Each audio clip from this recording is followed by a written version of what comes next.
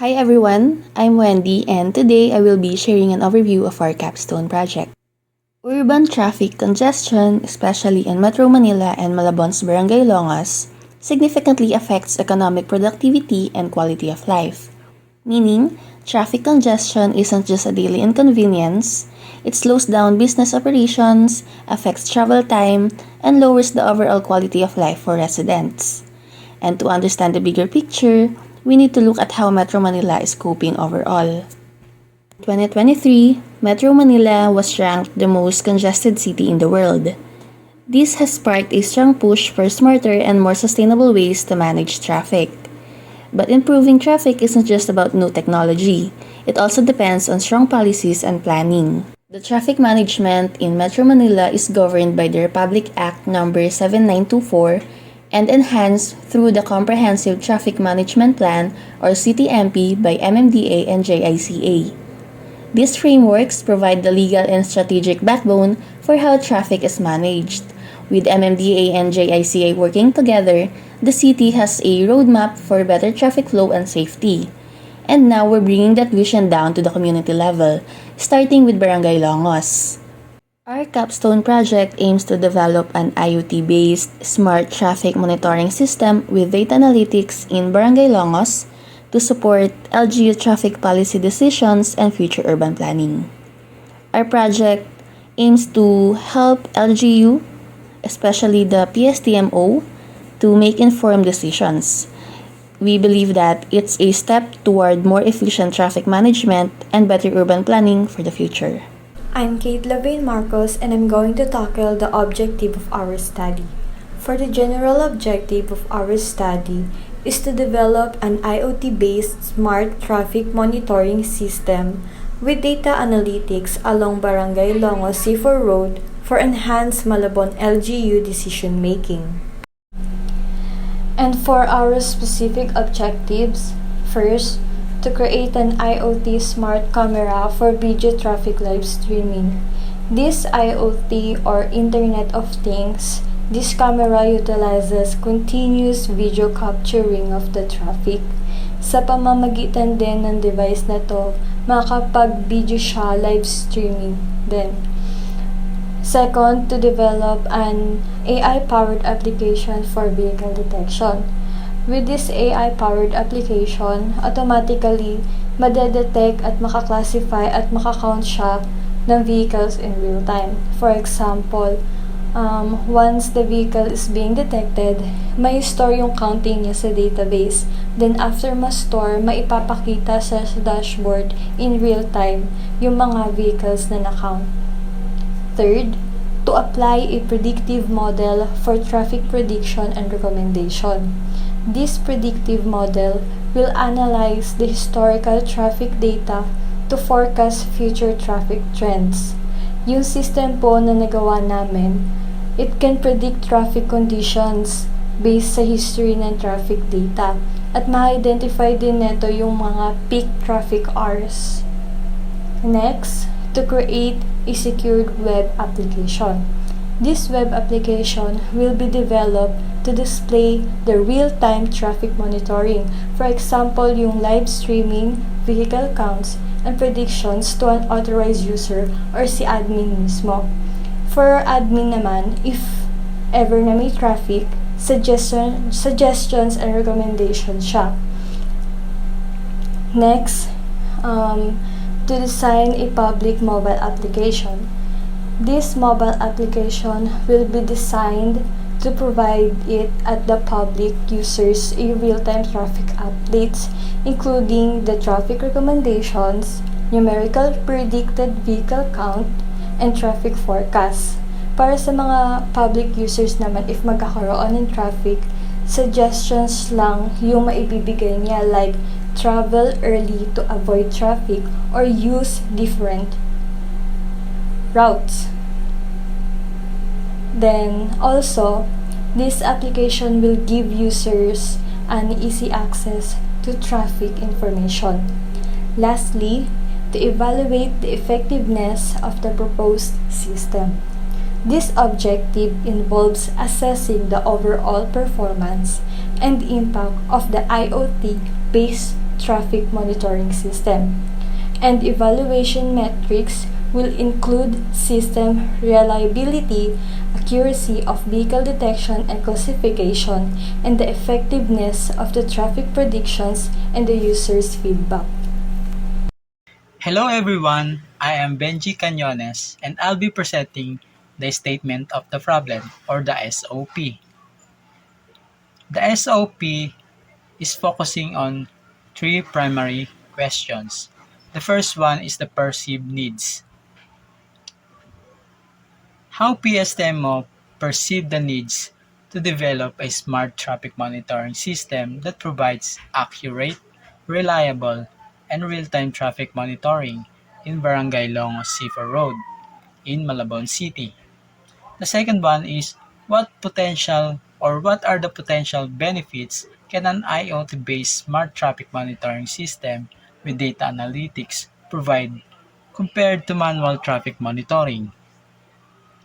The last one is how effective is the proposed system in detecting, collecting, and analyzing traffic data in real time to support Malabon LGU in data-driven decision making. Based sa aming pre-interview kay Sir Carly, napag-alaman naming may device unit sa Safer Road pero multi-purpose and not designed for smart traffic monitoring. That's why the study was conducted to determine the answers to gaano nga ba kahalaga or what is the perceived needs, ano-ano ang potensyal na benefits, at gaano ka-epektibo ang proposed system or ang smart traffic monitoring system with data analytics. The answers to these questions will guide the development of smart traffic monitoring system with data analytics. So, help us na makapag-conduct ng reliable data so that the system is accurately developed for the actual needs. Hello everyone, I'm Ero at ang pag-uusapan natin ngayon ay tungkol sa significance of the study. Traffic problem. Traffic congestion in Barangay Longos, C4 Road and Malabon. Ang C4 Road in Barangay Longos ay isa sa mga busiest na kalsada sa Malabon at ang traffic ay namamonitored lang manually. This is inefficient and congestions continues to cause stress, delays, and economic impact. Solution: IoT plus AI system for real-time monitoring and prediction. Ang aming system na kaya mag-detect, classify, and mag-count ng mga vehicles in real time at kaya rin mag-predict ng traffic trends. This allow authorities to move from reactive to proactive traffic management. Key beneficiaries: LGU, urban planners, traffic enforcers, vehicle owners, commuters, and future researchers. This project benefits the LGU, which gains data-driven insights for better decision-making. Urban planners get valuable historical data for designing future roads, and traffic enforcers can respond quickly with real-time vehicle counts, and vehicle owners and commuters can plan their trips better with live traffic updates. And lastly, future researchers can use this system as a model for other smart traffic solutions. Hello everyone, I'm Vanessa Monterde, and I will discuss the scope and the limitation of our study. Scope: focus on smart traffic monitoring with data analysis. The area is Barangay Longos Sipa Road, southbound lane. It detects groups and counts vehicles, motorcycle, cars, trucks. It gives suggestions to help LGU manage traffic. The information includes vehicle type, number, and time. And the last is data seen in, which is LGU dashboard and mobile app. For the scope, this study is about creating a smart traffic monitoring system with data analysis. It focuses on Barangay Longos, Sifa Road, southbound lane, which is important since it connects to Monumento and EDSA. The system is designed to detect, group, and count vehicles such as motorcycles, cars, and trucks. It will also use past records and patterns to predict future traffic flow and give suggestions that can help the LGU manage traffic better. A small device with a camera will capture live video for analysis, gathering information such as a vehicle type, number, and time of passing. The data can be viewed through a dashboard for LGU officials and a mobile app for commuters and drivers. In short, the scope of this study is to help the LGU monitor traffic flow and plan for a better road management. After you listen to the scope of our study, the next is the delimitation or limitation of our study. First, limited to vehicle detection, grouping, and counting.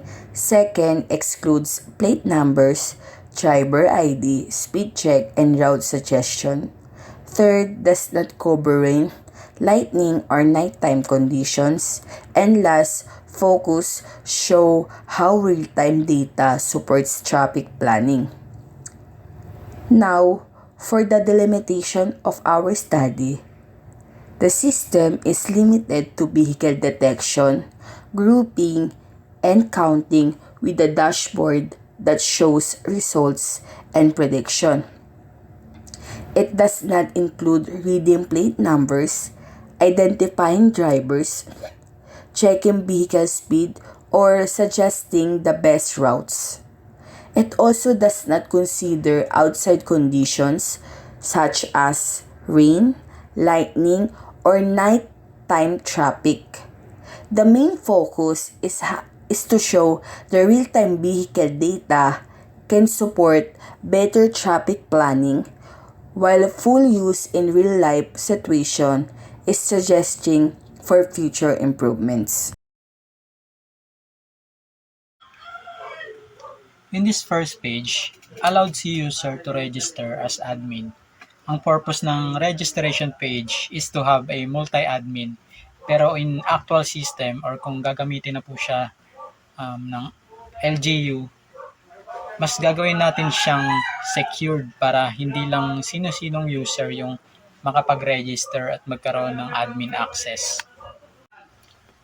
Now, let's log in as admin using a valid username and password. Ito yung first preview ng admin dashboard. Bubungad sa atin yung traffic live streaming, but initially naka-off po ito. At the second section ng dashboard, naka-display naman numerically yung summary of traffic predictions. Note po natin na this is just a prediction based sa mga nakaraang vehicle data. You will see the predictions for today, current week, and for the next 3 months. Below is the AI recommendations na swak lamang po sa admin. Example ng recommendation is add additional enforcers to the area.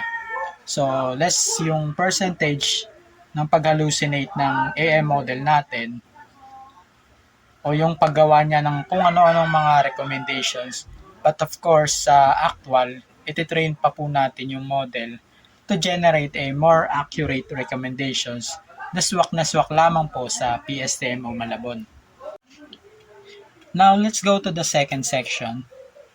Pinapakita po dito ang detailed traffic predictions in different time series such as hourly o yung 24 hours, daily o yung 7 days from Monday to Sunday, weekly o yung 16 weeks ahead, and monthly for the whole year o yung 12 months of the current year.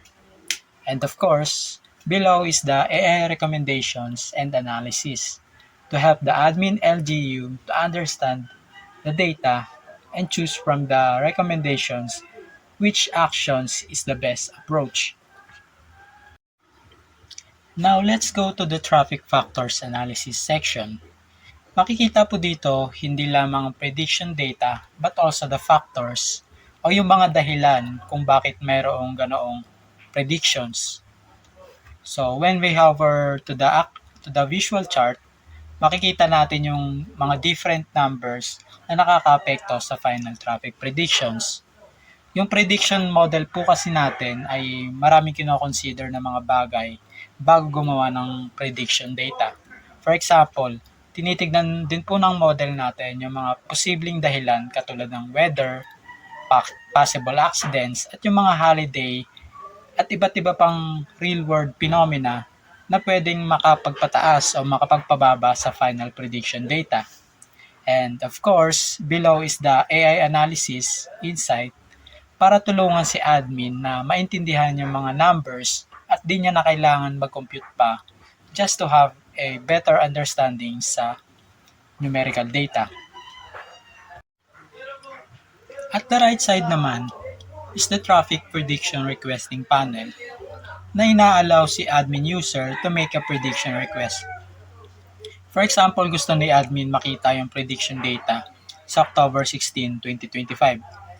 I-request niya lang yung date and the exact hour, then mabivisualize at gagawan na ng AI ng prediction insights. This is helpful para kung may specific na date ang gusto malaman ni PSTMO, magre-request lamang sila at ma-generate yung data and AI insights in real time. At the very bottom naman ng admin dashboard, may download button for traffic data report at may different file format na pwedeng pagpilian si user such as JSON file format for raw data, Excel for formatted data, and PDF for printable data. Example, magda-download tayo ng using PDF at i-view natin yung actual content ng PDF. Makikita nyo na yung visual charts ng prediction data in the AI-generated recommendations, analysis, and insights.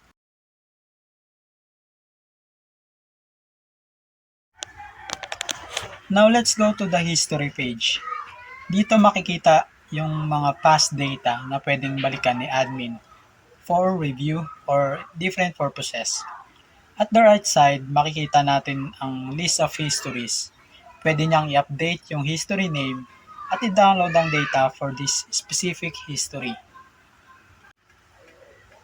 Now let's go back to the dashboard para i-demo ang traffic live streaming at i-enable ang AI vehicle detection. Makikita po natin na may red line sa gitna. Yan yung mark na kapag nakatawid yung vehicle, saka lamang po siya madedetect at makakount.